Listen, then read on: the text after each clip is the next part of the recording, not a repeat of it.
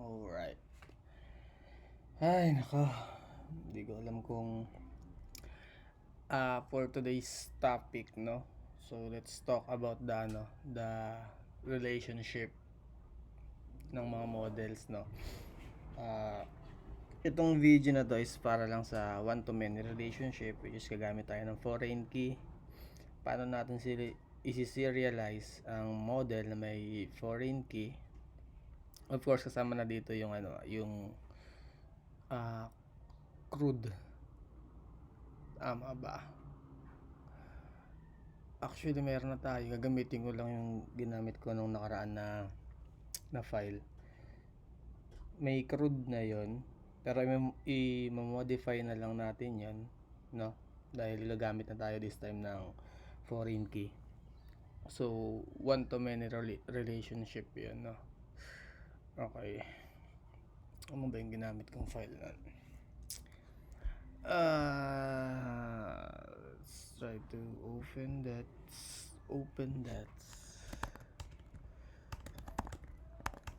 Ako ba nilagay yun? Gusto ko ba nilagay yun? Alright.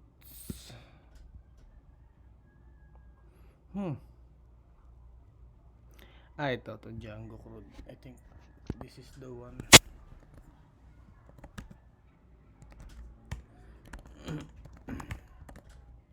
So tama, ito yata yun, no?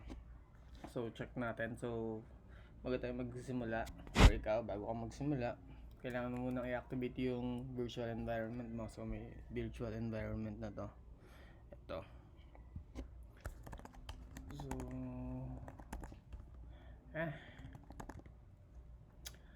para i-activate mo siya, so alam nyo na yan. Ako kasi naka Linux, no? So sorry, tinuro ko na siya nung nakaraan. So huwag tayo mag-focus doon, balikan nyo na lang yung video. Basta't ako naka Linux ako, ganito siya kung naka Linux ka. So dapat may lumabas dito. So yun lang naman ang palatandaan yan. Kung naka-activate yung virtual environment mo, dapat may nakalabas dito. Okay, BNB. Then hanapin natin yung VS Code. Meron ba ako naka-open dito? Close muna natin yan. Hindi muna tayo pupunta sa front end, no? Kung gusto nyo ng front end, kung paano i-consume tong ginawa nating API, maybe pagkatapos na ito, no? And yung yung authentication, siguro ilagay natin siya sa medyo last part, no? Kasi medyo maraming proseso. And kailangan mo rin ng tawag dito, good control na sa mga models. So nako-control mo na dapat yung mga yung mga simpleng manipulation ng models. Dapat alam mo na yon para mas ma-implement mo siya ng maayos. Okay? Wait lang.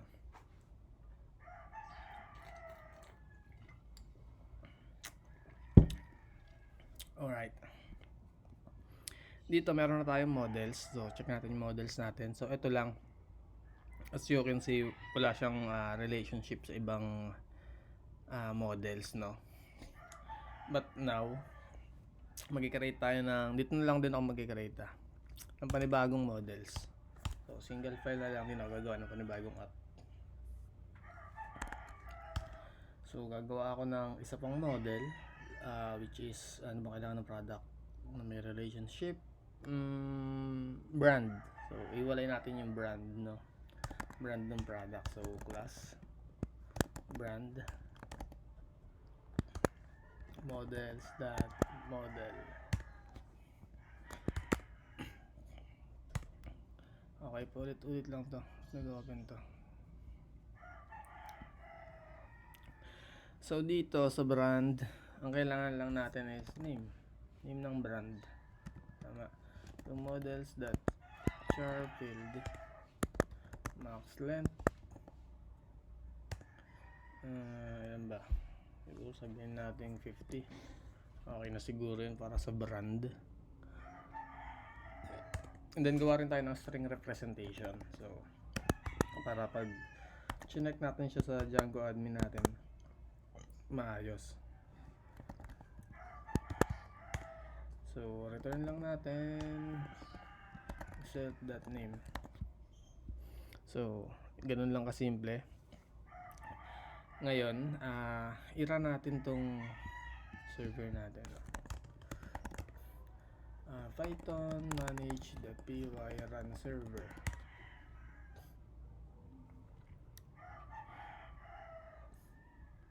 I think parang medyo maliit na. So let's zoom in para mas makita niya. So yan. So kukunin ko lang to. Actually pwede akong mag-alt lang. Ay hindi, bawal mag-alt. So kunin mo lang to. Ibig sabihin dito naka-run yung Django application natin, no? So check natin. So wala tayong naka-deploy dyan sa URL na yan, no? Baka nagtataka, sabihin nyo may error. So sa Django admin tayo. So dito yung products. So hindi pa naka-register yung brand na model natin dahil kakagawa lang natin sa kanya, no? So ang gagawin natin, punta ka lang dito sa admin, then import mo muna siya syempre. So since pares lang naman sila galing sa .models, so pwede akong maglagay ng comma na lang, no? Hindi. So pwede mo rin naman gawing ganito. Pwede mo rin ulit siyang i-import, no? Pwede naman yan. And then dito tignan ko lang ito ng brand.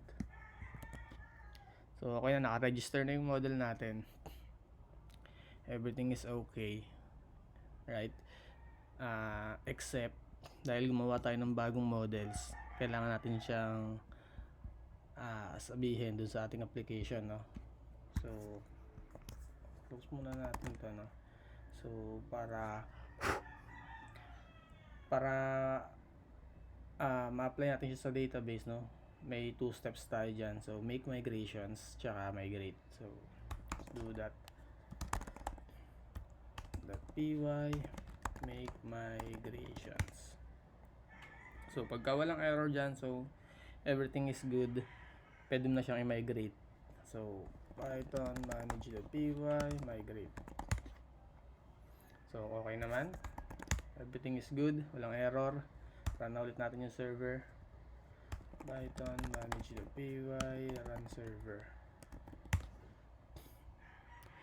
So ganun lang, balik lang tayo dito. Check natin kung naka-register na.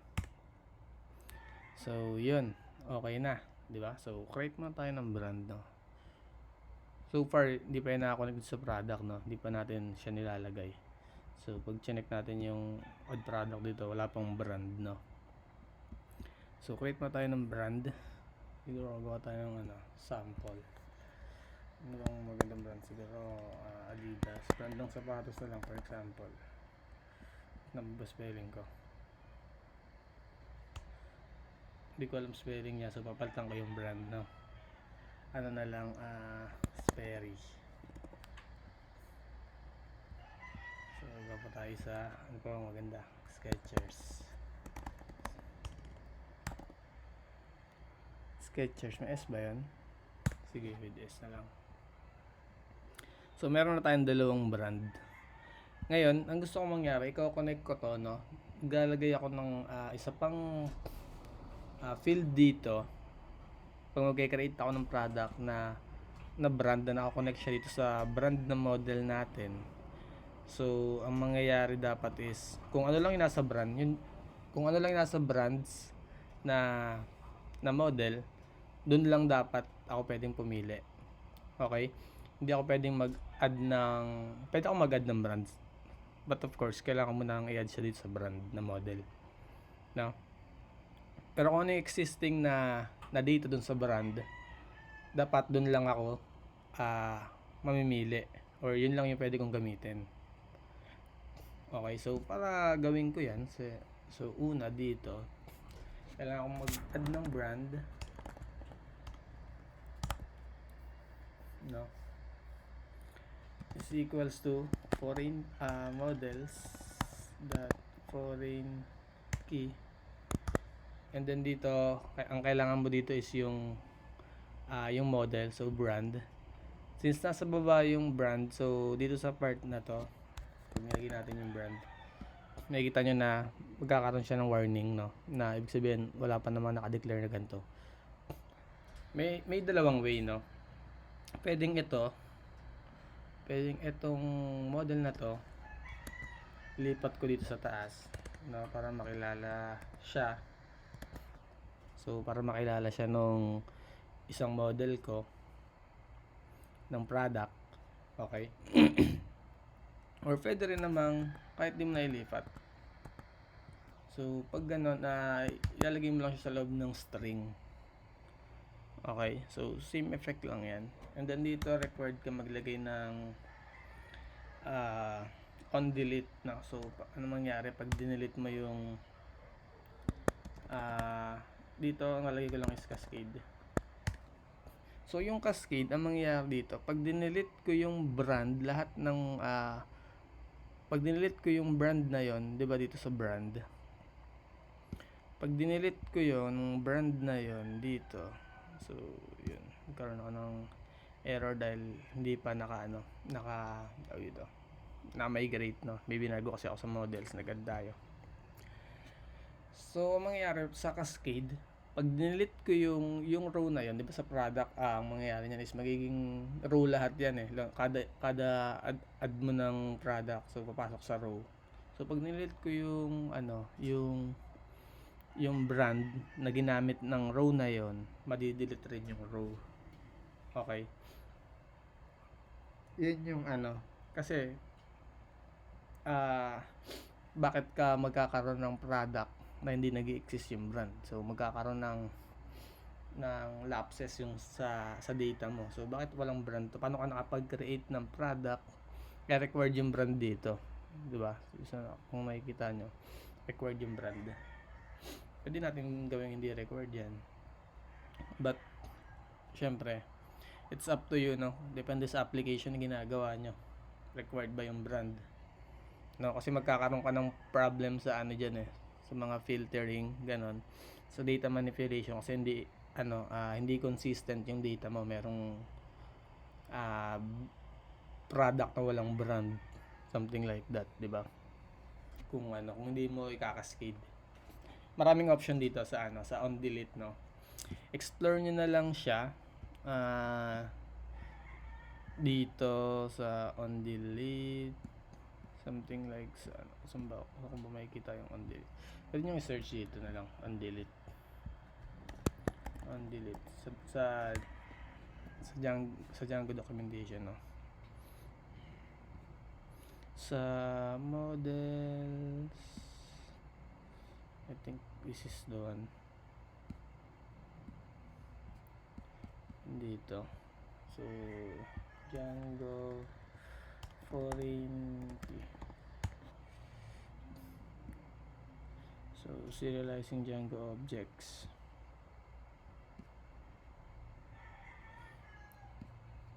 Pero part pa rin ng models kasi yun eh. So models, I think may kita natin yun dito, no, sa field types, sa on delete model attributes,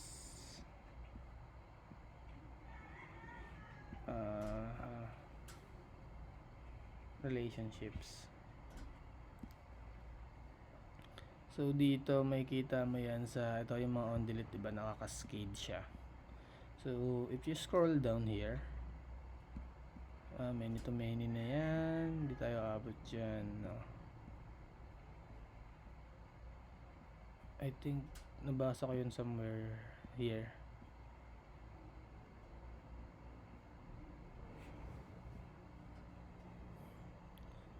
Cascade, control F nga tayo, protect.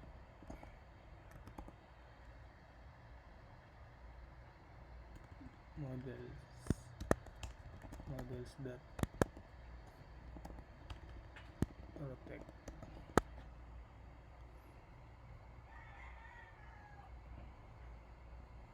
Wala siya sa part na to. What's happening to you, my bro? Basta dun lang yung sa part na yan, sa relationship. So, hanapin nyo na lang. Models across files yata. For example, dito ginamit niya set null. So, dito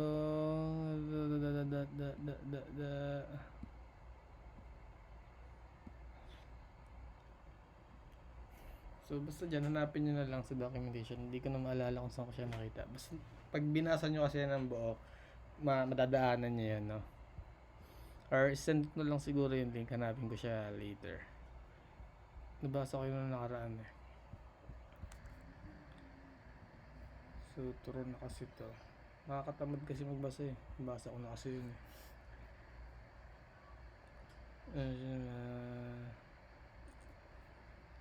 For example, dito Cascade.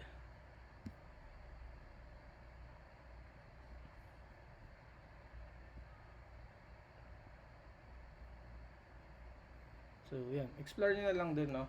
Dito sa sa documentation mismo, no? Dito rin yung mga restriction. For example, unique.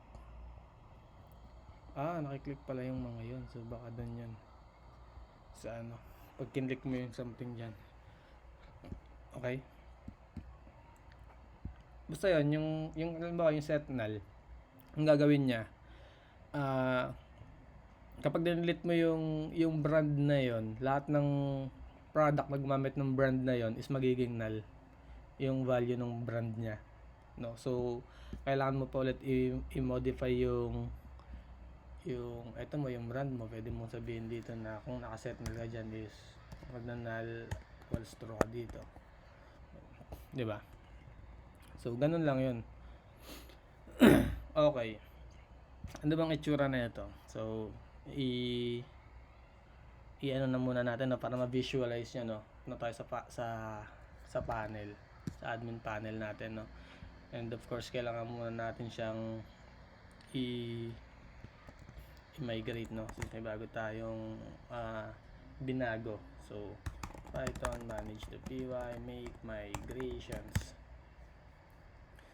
So ito ngayon, manghihingi siya ng kasi meron na tayong product, remember? May mga products na tayong ginawa and then nag-add tayo ng panibagong column sa database na required.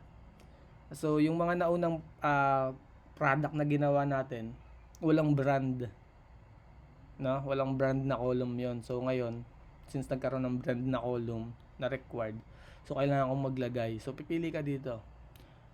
Pwedeng baguhin mo yung database, manually mag-add ka doon ng mga brands nila, or for now, para mas mabilis, yung number 1, provide a 1 of default now. So sa 1 ang pipiliin ko, and then ano yung gusto nating maging value nung models nung column na yon dun sa mga product na kan-rate natin before nang wala pang brand. So syempre ang i-require nito is ID, no? So ano bang ID 1 natin? Sperry, no? So gawin natin Sperry lahat. So okay na, nag-proceed na yung make migrations natin. Sabihin clear na tayo doon. So pwede na tayo mag-migrate.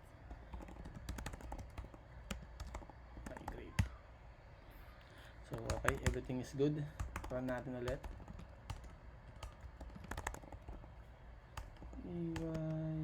Run server. Alright. Then dito dapat goods na to, no? Pag in-open natin, so dyan pa rin yung brand natin, yung products natin, tingnan natin kung ano nangyari dun sa mga existing products natin, no, nung wala pang brand. So as you can see here, no, pag chinek natin tong isa, merong nakalagay na Sperry dun sa brand niya, since ang nilagay natin is Sperry ka muna ngayon lahat, since anong ginawa kita, wala pa naman. So pwede mo mga edit yan, no, dito tingnan ng panel, or kung gusto mo yung number 2 doon is parang manually mo siya lalagyan lahat. So marami ka ng data, ang hirap niya ng habulin, no? And then kung gusto mo, pwede mo rin iset yun as null true or blank true. So i-null mo muna yun, yung value nun. So hindi siya manghihingi ng ng one of the value sa'yo. Okay? So ngayon sa product, pag nag-create tayo, since may connection yung brand natin, sa front end ganito yung magiging itsura dapat niya, no? So lalabas lang kung ano ba yung mga available na brands, 'di ba? Since kailangan nating mamili sa brand, so ganito yung magiging itsura niya.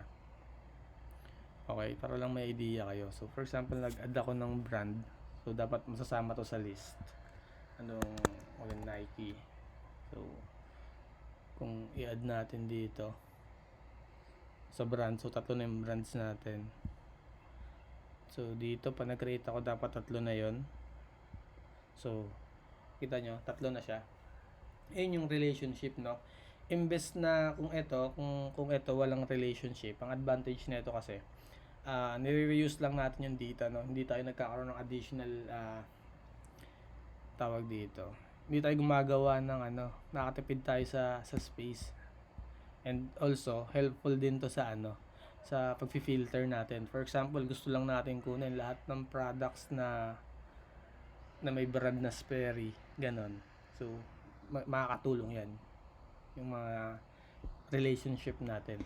So mamaya pupunta tayo dyan, no? Kung paano ba yon, kung paano ba natin kukunin yung, for example, product lang ng ng Nike. So gawa muna ako dito, since puro Sperry yung nagawa natin, no?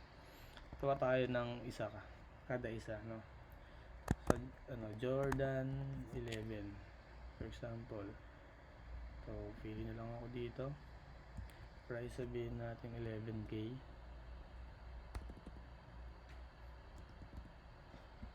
So ganyan Nike. So ano pa bang brands natin? Sa Skechers, di ko alam mga sapatos ng Skechers. So ano lang ako dito, product of Skechers. Sketcher lang siguro. Sketcher. Ano mga pangalan ng mga model ng sapatos doon? Sketcher Go. For example lang, hindi ko alam kung may ganyan talaga. So product of Skechers. Ano ba pricing naman? Skechers Malte. Yung mga 5,000 or 6,000. So save lang natin. So okay na, medyo marami na tayong product, no? So if we kapag pinatch natin to, so ano yung natin dyan, pang-patch natin dyan. So API/products, no? Tama pagkakaalala ko. And boom. So nandito na-add na yung Skechers natin. Skechers Go, Jordan 11. So meron na, no? Ang problem lang is walang brand. So bakit walang brand? 'Di ba? Yun yung question eh. Ba't di nasasama yung brand sa sa data? Remember, no, sa nakaraang topic natin, ang nag-handle ng data representation is yung serializer. So kailangan nating i-modify yung serializer, add natin yung brand dito. And let's try to fetch. Refresh. Boom, may brand na siya. Ngayon, ang problem naman, brand 2. So paano ko malalaman kung anong brand to? Anong pangalan na itong brand na to? Bakit ID yung binibigay sa akin? No?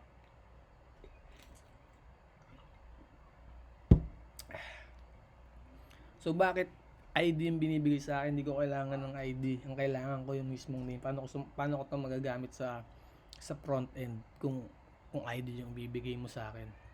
Kailangan namang mag-fetch pa ako ng brand, no? So pwede yun, no? Magpa-fetch tayo ng, for example, gagawa tayo ng isa pang serializer dito na para sa brand, no? We can do that. Class brand serializers that model serializer.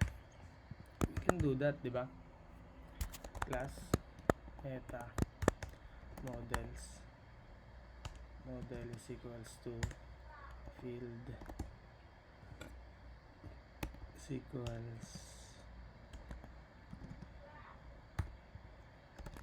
yun lang naman to, no? So sabihin natin kailangan rin natin ID, then kailangan natin i-import yung brand. So lagyan natin yung brand dito. We can do that, no? So views natin, kailangan lang natin ng view para sa, tanggalin ko muna to since wala pa naman tayong authentication information.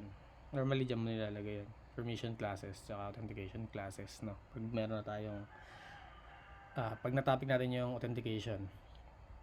Okay, so we can do that naman add tayo ng ito pala makita ng view dito, no? Class brand view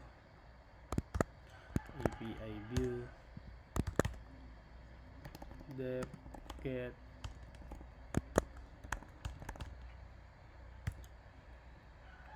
and then serve request and then format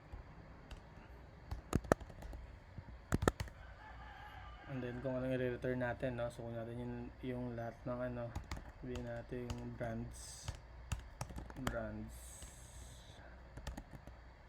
is equals to add brand. So kailangan natin import yung model brand, and then kailangan ko rin yung brand serializer. So pwede naman natin gawin yan, brand.objects.all. So yung pinakabago lagi ko kunin ko .order by negative ID. So yung pinakabago, yun yung mauna. And then return na natin, serialize na natin to. Serializer is equals to brand serializer, and then serialize natin yung brands, and then many, dahil marami tayong serialize, no? Maraming row, ibig sabihin. Kasi kung makikita nyo dito, hindi tayo nagme-many through sa iba. For example sa patch, isang row lang kasi yung binabago natin dyan, or sa post, isang row lang yung ina-add natin. Okay,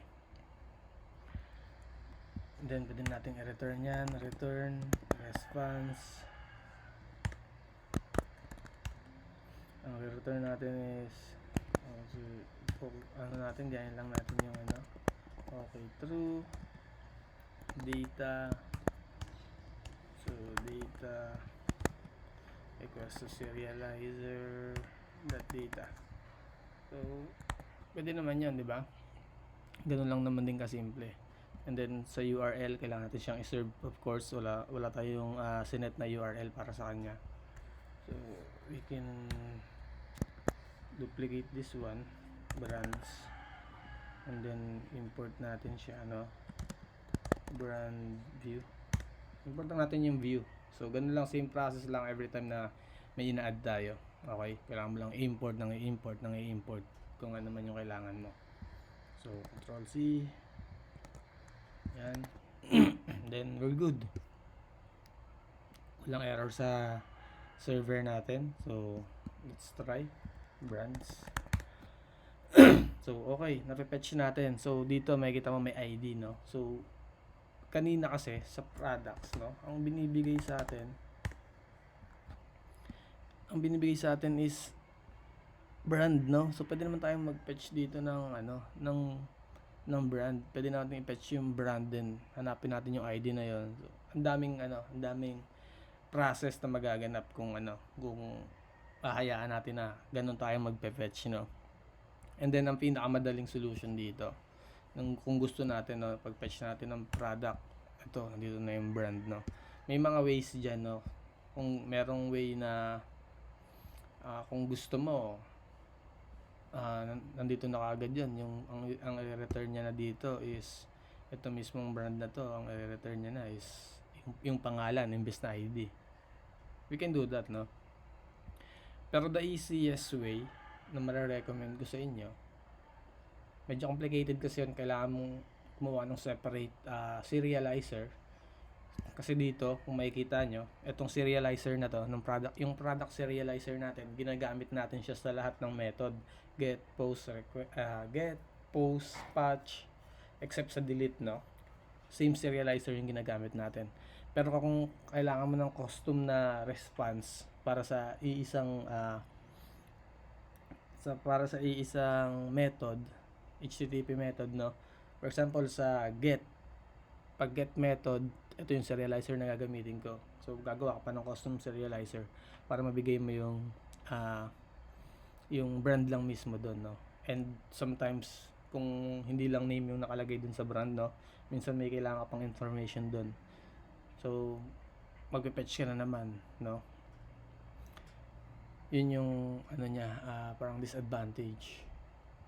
So ngayon, para to solve yung problem natin doon, no, meron lang tayong one line. So depth is equals 1, and that's it. Okay, that's it. Yun na yun, solve na yung problem natin. So tingnan nga natin. Boom. So yung brand, ang nire-return niya is object, no, na merong ID and name nung brand na yun. So in one line, nakuha natin yung gusto natin, no? Tsaka ano ba yung depth, no? Let's talk about yung nilagay natin na to. Ano ba yung depth? Para saan ba to? So yung depth, ibig sabihin yan is nagdidig tayo ng one level dun sa relationship, no? Kung may relationship yung naka-connect doon. For example, itong models na to na brand, kung meron pa tong isang data rito na may user dito, no? For example lang, kung may user pa dyan, and then naka-connect pa siya, naka-foreign key pa yan, pwede pa natin yung ma-access, no? Tataasan lang natin yung depth dito, gagawin natin 2. So yung relationship level, so mapipetch rin niya yung relationship na yun, kung ano man yun. So yun yung depth, yun yung ginagawa niya. Okay, so solve na yung problem natin sa get. So diba, as you can see, meron naman tayo dito. So itong itong brand, hindi ko na gagawa pa natin ng API ito. Hindi ko na siya gagawa ng API, no. You can do that na. Same process lang yan dito, no. So ito na, may ginawa na akong sa kanya, pang get ng lahat ng objects. So it's up to you na, no, kung gusto mong pero same process lang yan dito. Panoorin mo yung unang video kung hindi mo alam kung paano, or nandito naman yung code, makikita mo naman. So pwede mo i-post yan dyan, tapos check mo paano ba ginawa ulit yun, no. Pero kung ito yung unang mong napanood na video, I recommend na panoorin mo yung unang video natin para dito, no, sa relationship. Ang next na magiging topic natin kasi is many to many relationship, no. Although di pa tayo tapos dito sa post. Paano ba tayo send ng post request dito? So try natin, no, kasi dun sa sa mga nakaraan okay naman, no. Actually all goods na to, kasi ang kailangan mo lang naman sa brand.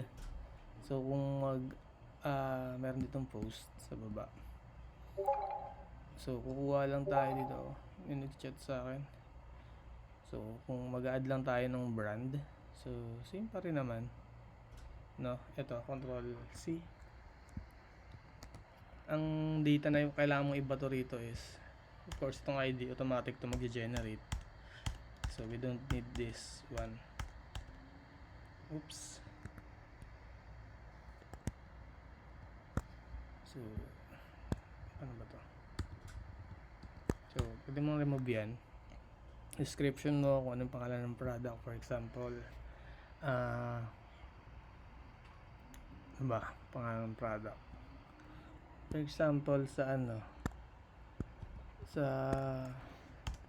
Air Force, ano ba mga brand ng mga sapatos? Air Force 1, for example. So, same na lang din yan. So, yung price, sabihin natin 20k. Wala kung ano yung magkano yung price niya. So, itong brand, ang ilalagay mo lang dito is yung ID, no? Yung ID lang. Yung kung ano yung ID nung brand na yon. So, paano ko naman makukuha yun? Ganun. Baka magtatanong ka, paano ko malalaman yung pag nasa front-end ako? So, remember dito, no? Pag nagpe-fetch ka ng product, or normally kasi ganun gagawin mo kung ano yung nasa Django models natin, no? Gagawa ka ng drop down, nandun yung list. So syempre pinatch mo yung brands, yung list ng brands. So and may ID ron, so pwede mong gamitin yun, no, as reference. So pwede natin, ano ba yung number 3 natin? Nike, di ba? Nike ba? O tama, Nike. So yan, ganyan lang siya. So nagkakaroon tayo ng error. What is that spelling? Air Force. Walang basta. Hindi ko alam yung mga sapatos na yun. So, post tayo. Boom. Error.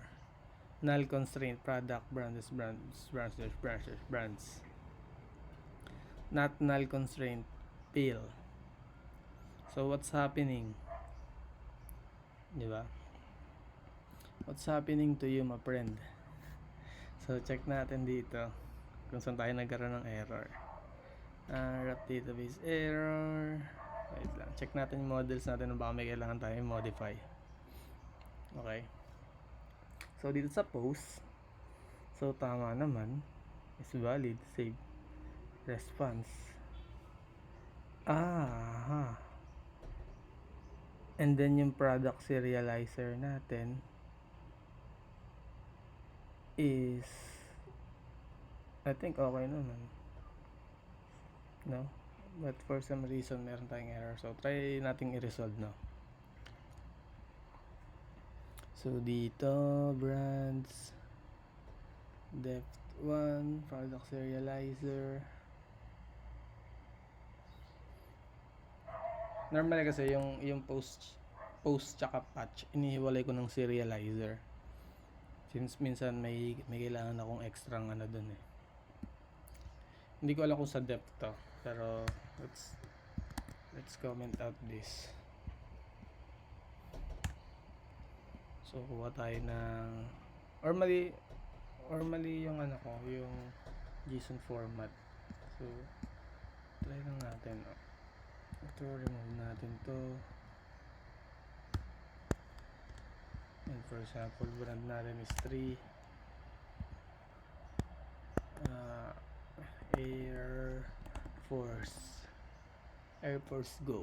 Alright, so try muna natin kung gagana siya. JSON parse error. So nagkaroon tayo ng error sa parsing.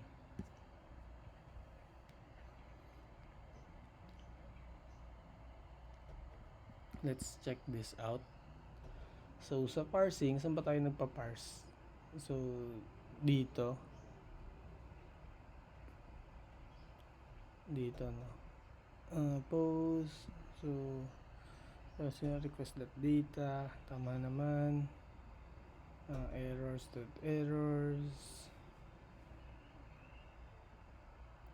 So okay naman. So maybe kailangan nating i-serialize yung brand, no?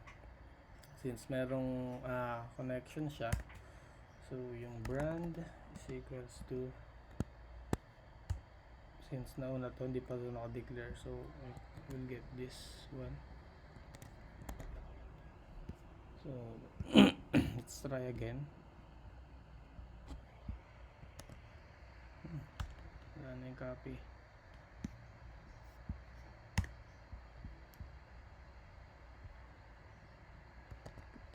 C, B, remove the ID. Name Air Force. Ayaw pumasok ng Air Force. Bawal yata yung Air Force eh. So try natin ulit. One more time. Boom, success. So yun pala yung nakalimutan natin, no? Since may connection kasi siya, no? Diba? Since may connection siya, kailangan natin sabihin dun sa serializer natin. Ito yung tinatawag na nested serializer, no? Nested serialization. So, yung brand dito, yung pinapasa natin dito sa kanya, isi-serialize pa yan. Kailangan natin siyang i-serialize, right? So, i-serialize mo siya gamit yung brand serializer. Ito yan, no? Hindi ko siya ma-reference dito dahil dito sa part ng code na to, hindi pa siya nag-exist. So, kailangan ko gawin siyang string. So, ganun lang naman ginawa natin doon.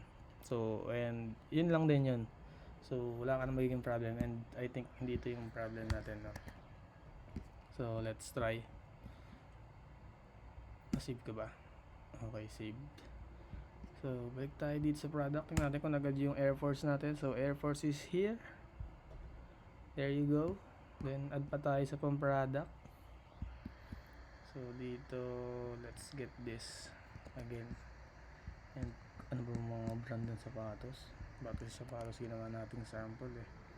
So, remove ko lang to. Ano bang, brand ng,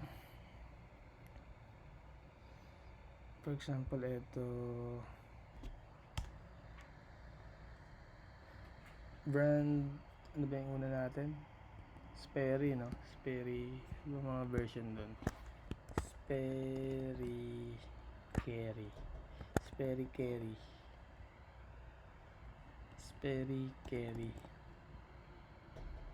So, yan.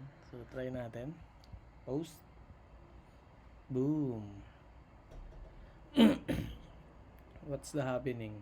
Ano nangyari dun? So, remove this.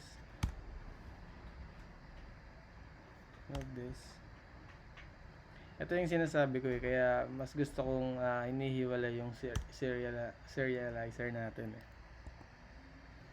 To sample 1. So, kulang tayo ng closing tag here. Copy ko nga to. So, magkakaroon siya ng error. Dahil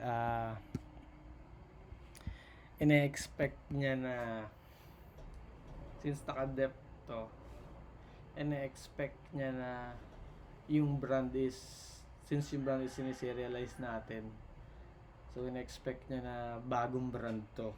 Okay? Yun yung nangyayari dito. So, ang gagawin mo dito is ihiwalay mo yung yung serializer para sa sa post and patch. Ganun kasi ginagawa ko, no? May mga ways diyan, no?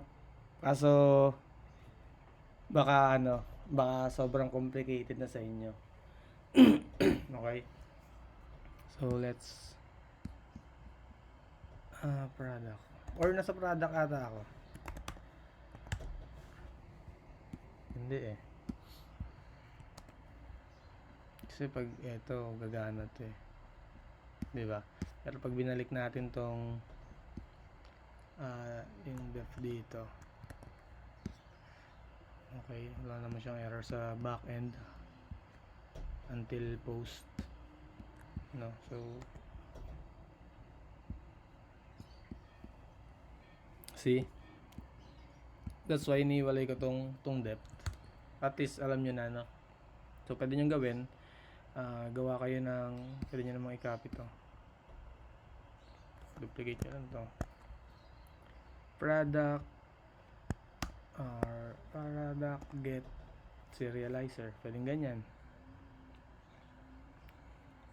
no? So then activate mo to.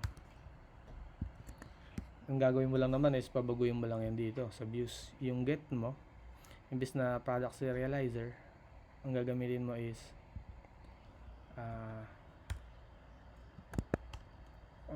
product get serializer.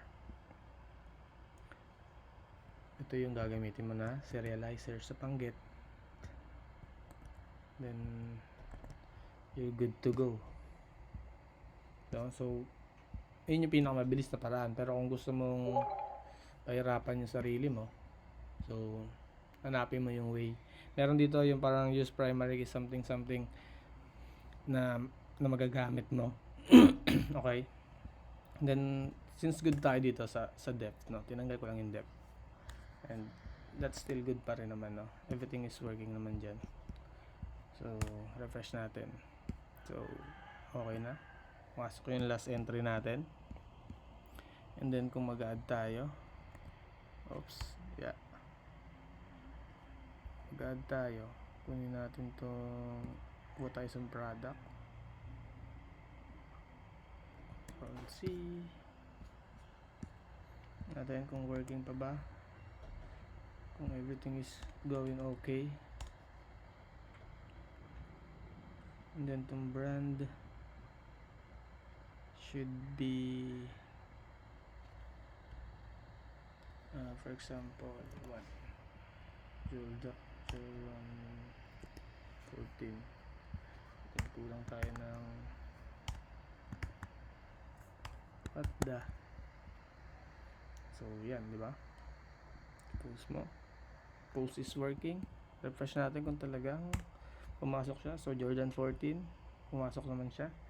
And then edit natin to. Let's try to edit this kung gumagana talaga. So meron tayong patch dito. Ito. So ang kailangan lang naman dito ID, no? So kung ano yung babaguhin natin. So itong brand, di naman natin to kailangan dahil di natin siya babaguhin. Naka-partial to kung tatandaan nyo. So ibig sabihin pwede akong mag-send ng kulang na data. Kung ano lang yung i-edit ko na data, yun lang i-send ko. So pwede yan. Pwede mo rin namang send yung yung dati niyang brand if you want, no? So baguhin ko lang dito is Jordan 14 second hand.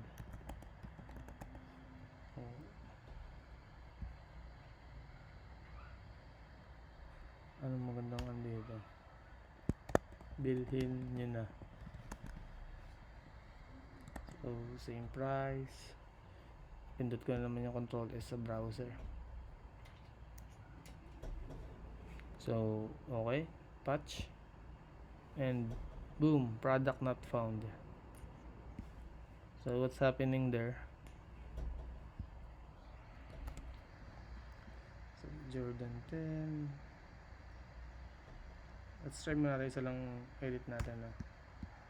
Product not found daw. Updated. Ay.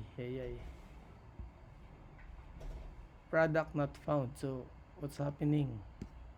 What's happening out there? So let's check it out sa ating views.py. So sa ating patch, so ang kailangan lang naman niya is ID, which is pinrovide naman natin.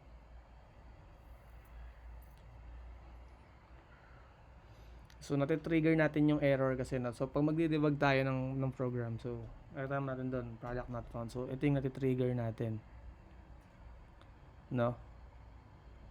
Ito, nati-trigger natin to. Control Z. So ibig sabihin hindi siya pumapasa sa try and accept natin, no?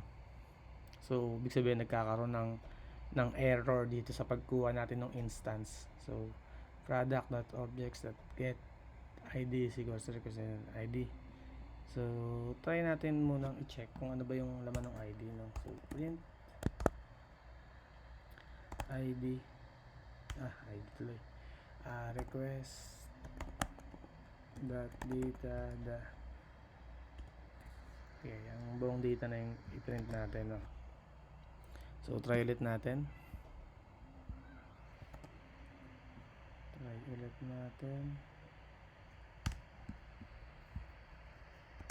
27.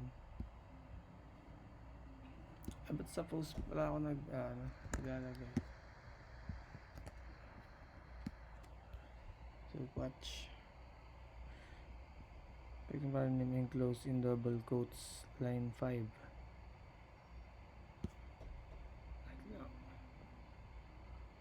So check natin dito.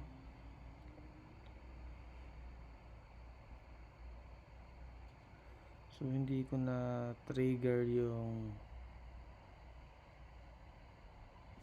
yung nilagay natin. So why?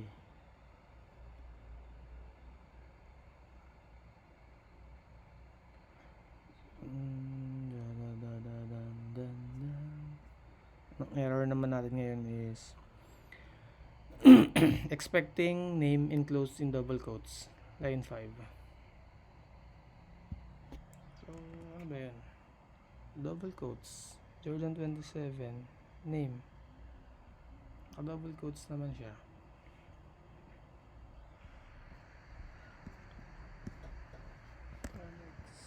Let's tayo sa patch.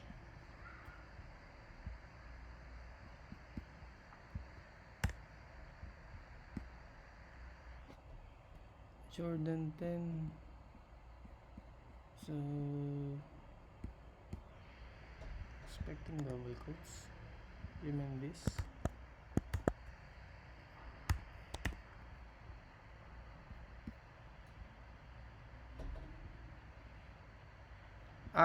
Mali yung JSON ko.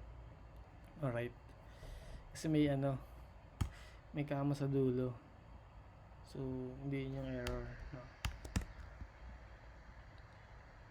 Sorry. Jordan 24.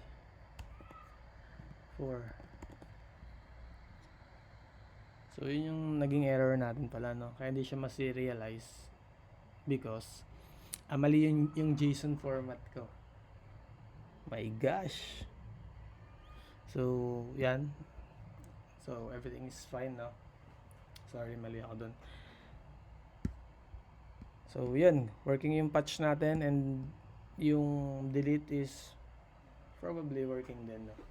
But may isa pa pala, no? So bago natin tapusin yung video, no, sa delete, no, let's talk about soft delete, no? Kasi ayaw naman natin na, since nakaka-cascade tayo here, no, so you can use naman ibang methods kung ano yung prefer nyo na method. Kung gusto nyo maging null yun, no problem naman dun. Pero sometimes kasi may mga dinidelete tayo na kailangan natin balikan, no? Or may na-aksidente tayong nadidelete and mahirap siyang ma-prevent. And one way to handle that is yung paggamit ng soft delete, no? So bale, ang gagawin natin, mag-a-add tayo ng tawag dito sa brand natin, no? Sa brand model natin, ilalagay ako dito ng, alam ko merong may ibang way to, parang may nabasa ako somewhere about sa deleted, no? Hindi ko na lang so pero parang ganito lang yung concept. So maglalagay ako ng deleted is equals to boolean. So models.boolean field. Okay, and then dito ang default nito. So pag nag-create ako ng brand, ang default nito is deleted ba siya? So syempre false. So yun lang naman, no? So para i-trigger na lang natin yung patch or kung ano man, basta itatagal mo lang yan, yung kung deleted siya, ituturo mo lang yan. So ibig sabihin deleted siya. So baka naman tanongin niyo ako, paano yun? Deleted na siya pero lumalabas pa rin siya sa brand ko pag pinepatch ko siya. So gagawin mo naman, no, para ma-filter mo naman yun, may method naman doon, no? So sa views mo dito, 'di ba, sa brand, pwede akong maglagay ng dot filter dito, or actually kahit wala nang dot all yan, dot filter na lang. Either way, itong dot all pwede mong gawing dot filter, so hindi mo na kailangan ng dot all dyan, so ibigay nyo na yan. So filter na lang natin, no, para din tayo filter, and then ano yung filter mo, ano ba yung i-fetch natin. Parang ang nagiging condition dyan is i-fetch natin lahat ng objects na yung deleted, siyempre yung column deleted equals false. So yung false lang yung fetch natin. So try natin, brands, boom. Alam niyo ba't nag-error? Hindi tayo nag-migrate, no? Nakalimutan natin yung part na yun, no? So nakalimutan niyo yun, ganun lang. So Python manage.py, make migrations. Okay, everything's good. Python manage.py migrate. So everything's good. So baka nagtataka kayo, no? Bakit hindi nag-error? Wala naman yung field na yung kanina nag-add tayo. So walang nakalagay doon. So kung makikita niyo dun sa models na ay sa dinagdag natin na row sa kanya dun sa database, no, sa models, no, naglagay ako ng default. So ibig sabihin yung default nun is nagiging false. Alright, kaya hindi tayo naglagay ng one of the bat na value. So yun lang naman yun, ganun lang kasimple. So run na ulit natin yung server natin. Run server, let's go. Naantok na ako. Ang lamig kasi. So ayan, so fetch natin yung brand. So everything is good sa brand natin. So try natin na mag-delete, no. So for now, gamit natin yung Django funnel, no. So ito itong /admin, no. I-clean natin to, no. I-delete lang natin yung brands, no. Pwede mo gawin sa products din yan, no. For example, yung Skechers. So titik ko lang yung deleted. Ganyan yung itsura ng ng boolean field, no. So on or off lang, true or false. Okay, so save natin. So dito makikita mo pa rin siya, no, sa admin panel kasi pinapatch niya to lahat. Okay, pero sa ating dito, so makita nyo kompleto pa siya, no. So ang dinelete natin is mawalan dapat dyan. So ganun lang kasimple, no. Wala na siya sa mata ng user, no, or sa nagpe-fetch. Pero syempre sa backend natin or sa database natin is hindi talaga siya nawala, nandito pa rin siya, no. Kahit i-refresh ko to, nandiyan pa rin siya. Okay, so that's one way, no. And syempre kailangan mong i-modify yung delete method mo. So sa delete method, where is that? So dito yung views mo, no, yung delete method. Wala pa pala akong delete method, no. So let's add a delete method. Let's delete pa lang i-add ko, no, since ito lang yung yung parang nabago. Ito kasi nakapag-delete tayo ng item dito. So pwede mo rin itong gawing soft delete, no. Challenge lang yan para sa'yo kung gusto mo siyang gawing self delete. So self request format equals none. So same pa rin, kukunin mo yung product instance, no. Pwede kang gumamit ng try catch dito, no, yung parang katulad nito. Actually let's use this, yung patch, and dito hindi natin to needs. So let's use this na lang, no, para mabilis.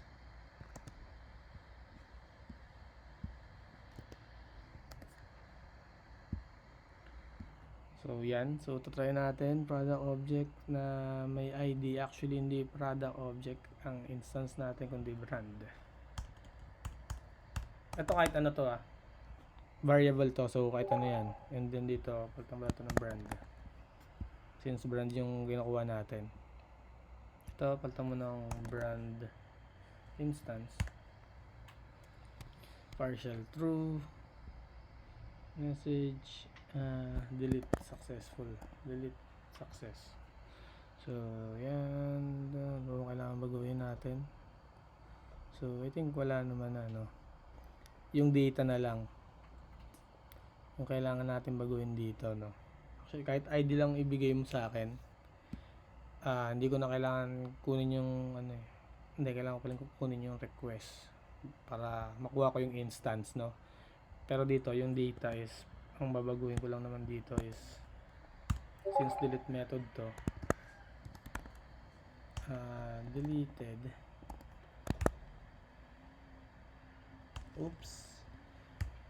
deleted equals true. So, yun lang. So, parang delete method yung gamit natin, pero in reality, ang ginagawa natin is patch, no? Or ina-update lang natin yung instance na yun. So, ganun lang kasimple. So, product not found, brand not found. So, double check, everything's good, alright. And then, we can delete that na, no?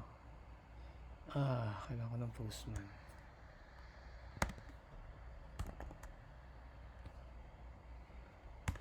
So, let's open Postman, no? Wala tayong way para matest yung yung delete function dito sa sa API view. So, let's wait lang tuloy, no? Daming nag-chat sa akin. So, last na to na part naman. And then, I think that's good na. No, you know na how to serialize. And sa sobrang dami nating nagawang error, no, siguro naman natutunan nyo na rin ano yung mga nagiging problem, paano i-resolve sila. So, yeah, that's good.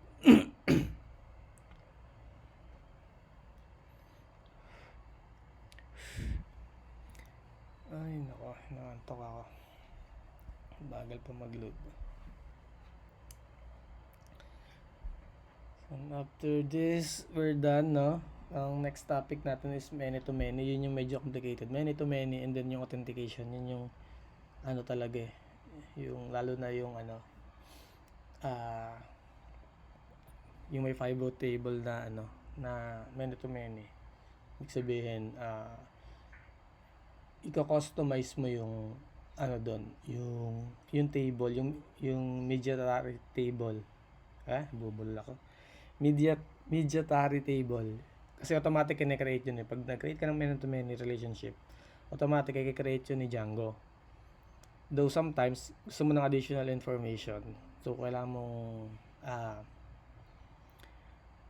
mong gumamit ng true method or explicitly dinedeclare mo anong mediatary table yung gagamitin niya, and ikaw magkikreate ng mediatary table na yon, and yun, makapagad ka ng additional information kung anong gusto mo. And malalim na serialization kasi yun, no? So, ganun lang. So, delete sa brand tayo. So, delete natin yung brands, yung 1.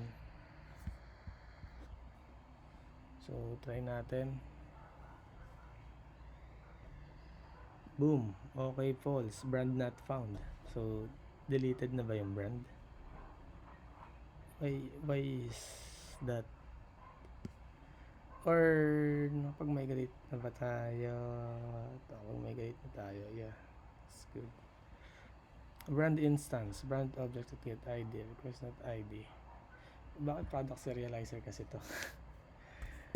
So, brand serializer. So, yun. Pag may mga ganon nangyayari, hindi mo naman may iwasan yun, no? Lalo na pag nagka-copy-paste ka ng code. And then, yan. Ito pa lang. Brand serializer dapat. So, try again. Okay, true. Ito yung data. Sperry. Delete success. So, na-delete na natin yan. Though, hindi talaga siya na-delete. Okay. Sabihin nyo, hindi na na-delete eh. Hindi mo na-delete yan eh. So, ano ba yun? Sperry, no? Sperry. So, dito. What? Wait lang. Wait a minute. May something wrong.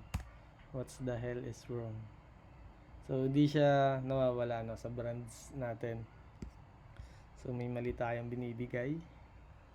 So, sa data, where is it? Deleted. So, sa tingin nyo, ano yung mali dito? So, kasi sa serializer natin, sa brand serializer natin, wala namang deleted. So, kailangan na natin i-add yan, no? Alright? Though, kailangan mong gumawa ng panibago. Kaya nga ako inihiwalay ko. Kasi pag, ang mangyayari naman dito, no?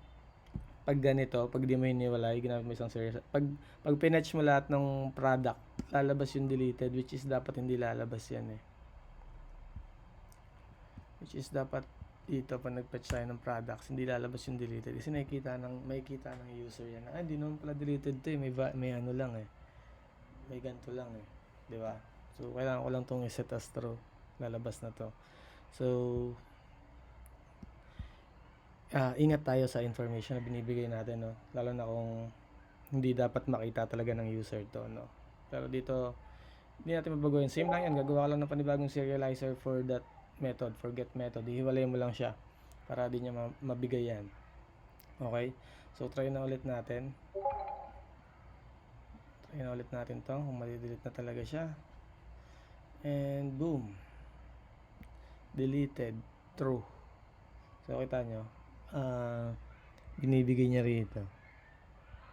So, nakikita ng user. So, yun yung kailangan yung ingatan, no? Yung mga data na hindi dapat nakikita ng gumagamit ng API. Okay? So, check natin kung ibibigay niya pa yung spare sa atin. So, dapat try na lang to. Refresh. And then, boom. It's okay. It's alright. Alright? Nagkagutom na ako. Inaantok pa ako. Okay, siguro yun lang muna for today's video, no?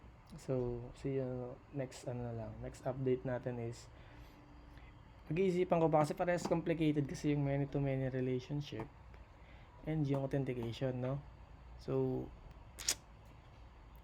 di ko alam kung alin sa dalawa yung susunod na magiging topic, no? Pero baka ano na lang unahin ko muna is yung sa authentication. Alright.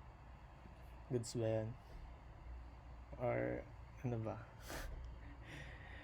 Komplikado kasi pareha sila, no? Hindi, actually mas complicated yung many-to-many relationship compared sa authentication. Yung authentication kasi may mga alam mo yun, something na sa many-to-many kasi, yung serialization kasi nun sobrang nested, malalim, kailangan mong harangin yung serializer mo, no?